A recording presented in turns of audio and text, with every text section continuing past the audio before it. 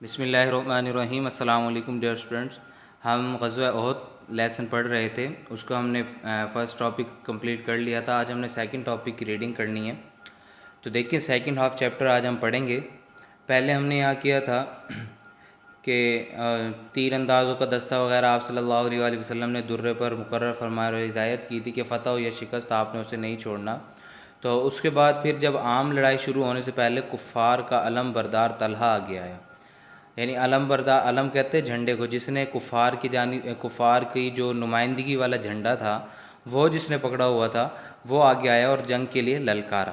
حضرت زبیر رضی اللہ تعالیٰ عنہ آگے بڑھے اور اسے ہلاک کر دیا۔ پھر اس کا بھائی آگے بڑھا تو حضرت حمزہ رضی اللہ تعالیٰ عنہ نے اس کا کام تمام کر دیا۔ اسی طرح کفار باری باری جھنڈا اٹھا کر آتے اور مارے جاتے۔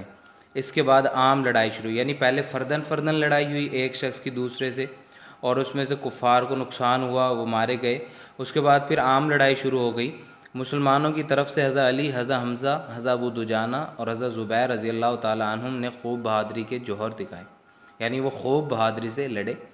صحابہ کرام رضی اللہ تعالیٰ عنہم کے مسلسل حملوں کے بعد دشمن کے لشکر میں کھلبلی مچ گئی اور وہ بدحواس ہو کر بھاگنے لگے، یعنی وہ پریشان ہو گئے جب صحابہ کرام نے ان پر حملہ کیا اور بہادری سے لڑے ان کے ساتھ، تو ان مسلمانوں کے صحابہ کرام کی حملے کی وجہ سے وہ لوگ پریشان ہو گئے اور وہ بدحواس ہو کر بھاگنے لگے۔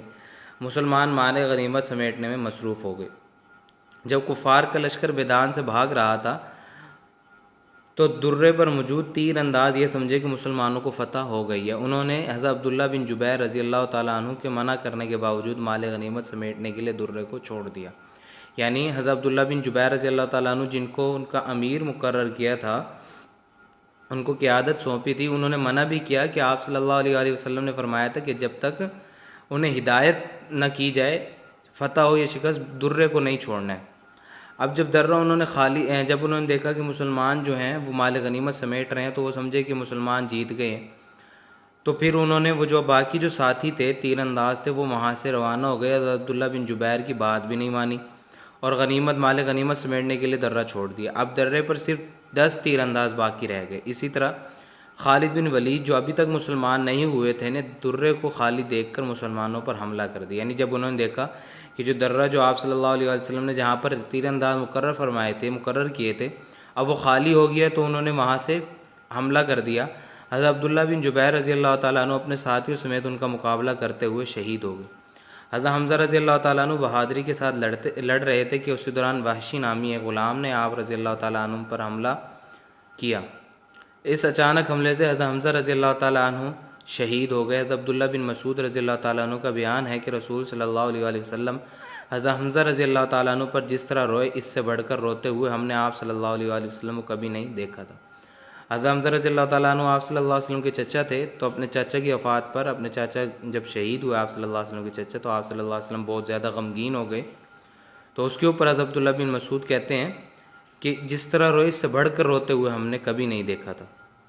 پھر رسول اللہ صلی اللہ علیہ وآلہ وسلم نے حکم دیا کہ انہیں حضرت عبداللہ بن جحش رضی اللہ تعالیٰ عنہ کے ساتھ دفن کر دیا جائے۔ رسول اللہ صلی اللہ علیہ وآلہ وسلم حضرت حمزہ رضی اللہ تعالیٰ عنہ کے بھتیجے بھی تھے اور رضائی بھائی بھی۔ مسلمانوں کے علم بردار حضرت مصعب بن عمیر رضی اللہ تعالیٰ عنہ رسول صلی اللہ علیہ وآلہ وسلم کے ہم شکل تھے، وہ شہید ہو گئے، تو یہ خبر پھیل گئی کہ رسول اللہ صلی اللہ علیہ وآلہ وسلم شہید ہو گئے ہیں۔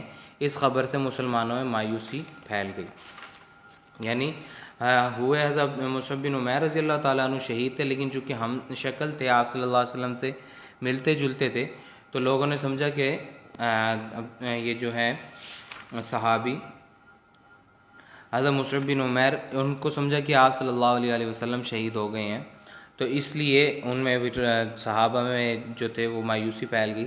اچانک حضرت کعب بن مالک رضی اللہ تعالیٰ عنہ نے رسول صلی اللہ علیہ وسلم کو دیکھا تو اعلان کیا کہ اے مسلمانوں، رسول اللہ صلی اللہ علیہ وآلہ وسلم زندہ ہیں۔ اس آواز پر صحابہ کرام رضی اللہ تعالیٰ عنہ پھر آپ صلی اللہ علیہ وسلم کے گرد اکٹھے ہو، وہ آپ صلی اللہ علیہ وآلہ وسلم کے لیے ڈھال بن گئے۔ آہستہ آہستہ دوسرے صحابہ رضی اللہ تعالیٰ عنہ بھی آپ صلی اللہ علیہ وسلم کے گرد جمع ہو گئے۔ مسلمانوں کے دوبارہ اکٹھا ہونے اور ان کا پیچھا کرنے کی جہت کفار نے دوبارہ حملے کی جرت نہ کی، بلکہ انہوں نے میدان چھوڑ کر مکہ کی طرف روانگی میں ہی اپنی خیر سمجھی۔ اس لڑائی میں صحابہ کرام رضی اللہ تعالیٰ عنہ کے ساتھ ساتھ مسلمان خواتین نے بھی بڑی بہادری دکھائی. حضرت عائشہ صدیقہ رضی اللہ تعالیٰ عنہ، حضرت ام سلیم رضی اللہ تعالیٰ عنہ زخمیوں کو پانی پلاتی تھی. اب نتیجہ کیا نکلا اس لڑائی میں 70 مسلمان شہید ہوئے. دوسرا، یہ لڑائی فیصلہ کن نہ تھی کیونکہ کفار اپنا مقصد حاصل کیے بغیر میدان جنگ سے واپس چلے گئے. اس لڑائی میں منافقین بے نقاب ہو گئے تھے، یعنی وہ جو 300 جو الگ ہوئے تھے، عبداللہ بن ابی جو اپنے 300 ساتھیوں کو لے کر الگ ہو گیا، تو اس سے پتہ چلا کہ منافقین تھے. جنگ احد میں ہمارے لیے یہ سبق موجود ہے کہ ہر حال میں اطاعت رسول اللہ صلی اللہ علیہ وسلم ضروری ہے. یعنی دیکھیں کہ جب درے کو آپ نے چھوڑنے سے منع فرمایا تھا کہ جب تک میں ہدایت نہ کروں آپ نے درے کو نہیں چھوڑنا، لیکن انہوں نے چھوڑ دیا تو دیکھیں وہ جو فتح تھی وہ شکست میں تبدیل ہو گئی. تو اس لیے ہر حال میں اطاعت رسول صلی اللہ علیہ وسلم ضروری ہے. رسول صلی اللہ علیہ وسلم کی اطاعت نہ کرنے جنگ احد میں حالات بدل کر مسلمانوں کو بھاری نقصان اٹھانا پڑا. تو ڈیئر اسٹوڈنٹس، یہ ہمارا چیپٹر کمپلیٹ ہو گیا. آپ نے اس کو اچھے طریقے سے پڑھنا ہے اور اس کی ریڈنگ بھی کرنی ہے، اور ہوم ورک میں آپ نے اس کے جسٹ 3 نتائج جو لکھے ہیں آپ نے یہ لکھنے ہیں اور انہیں کو اچھے طریقے سے یاد بھی کرنا ہے. شارٹ کویسچن کے لیے امپورٹنٹ ہے یہ. نیکسٹ لیکچر کے ساتھ پھر حاضر ہوں گے. اللہ حافظ.